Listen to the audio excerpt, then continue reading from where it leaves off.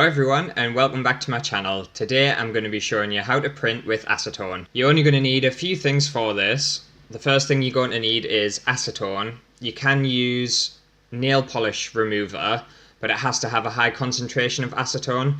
If it doesn't, it won't work. You're also going to need some images that you've printed off, and they have to be printed off on a laserjet printer. They can't be printed off on an inkjet printer. It has something to do with the formulation of the different inks, because a laserjet has the toner and the inkjet has the little cartridges.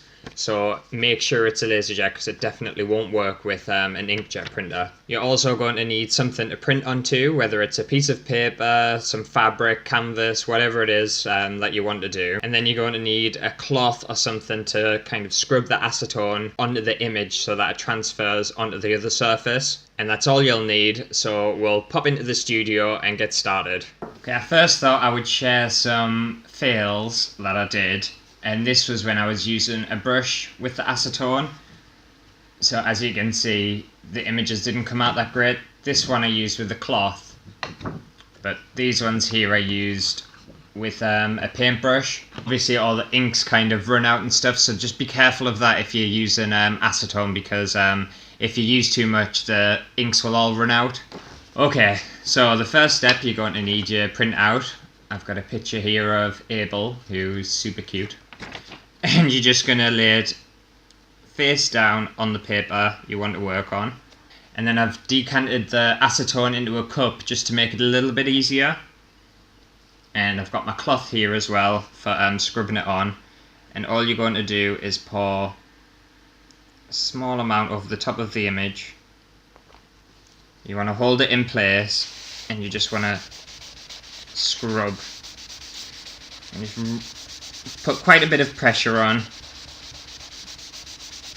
And just rub it down. You can use gloves for this as well, if you've got sensitive skin. But it doesn't really bother my skin that much because it's completely ruined anyway.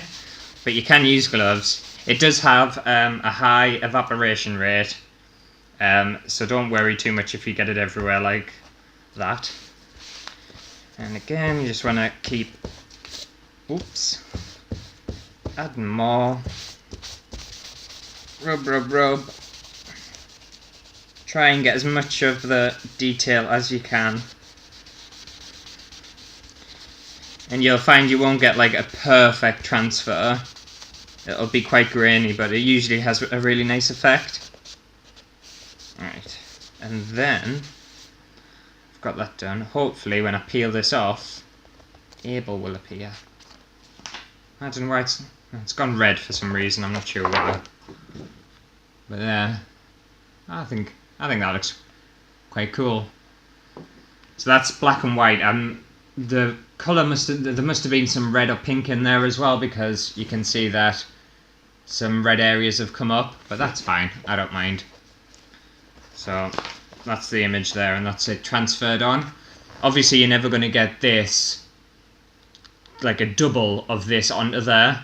You do have a quite grainy kind of effect. It almost reminds you of kind of like a rough kind of vintage vibe to it. So don't expect a perfectly clean, don't expect this literally on the paper or on the surface. You are going to get something more like this. We can use some other things as well. So I've got some trees here, and I'm just going to pop them on to the bottom.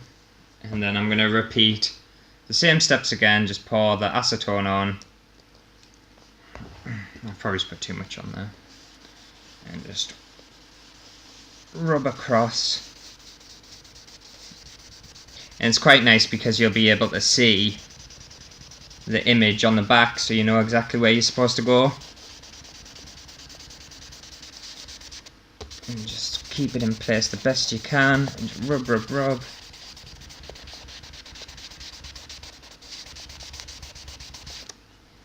And then peel it off.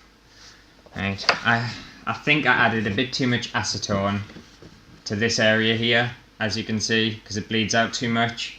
So that's one thing you want to be careful of. Here it's worked perfectly. Here I went a bit too crazy, so keep that in mind. And also once once you've used it, you can't reuse it either. It's done once it's been printed, you can't use it again. Now I'm gonna finish this off on my own, and I'll meet you back over at my desk in, well, probably now. Okay, and I'm all finished with that now, and this is the finished result. Get a bit of a closer detail there for you.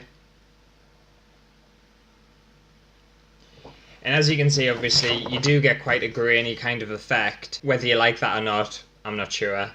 I did also notice that there seemed to be quite a lot of kind of red colours in the printouts that I've used, and I'm not sure where they came from. I'm not sure whether the original images that I've got had a red hue to them, or whether it had something to do with the inks in the printer that I've used, but there I've got no red hues at all.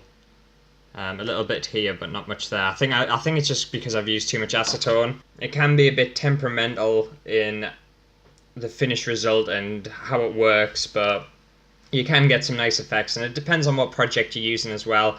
Especially if you're doing kind of collages or something, it's a nice thing to incorporate. It's easy to do, quite inexpensive, and you get some nice effects. So yeah, that's how you use acetone to print with, and essentially it's basically transferring one image onto another surface. But yeah, I'm not mad at it. I think it's alright. I think if I'd taken more time and more effort, it could have been a lot better. But it is what it is. It's alright. Able. But hopefully you enjoyed that little tutorial on how to use acetone to print with. Give the video a big thumbs up and make sure to subscribe to the channel if you haven't already. It helps out a lot. And I'll see you in the next video. Bye!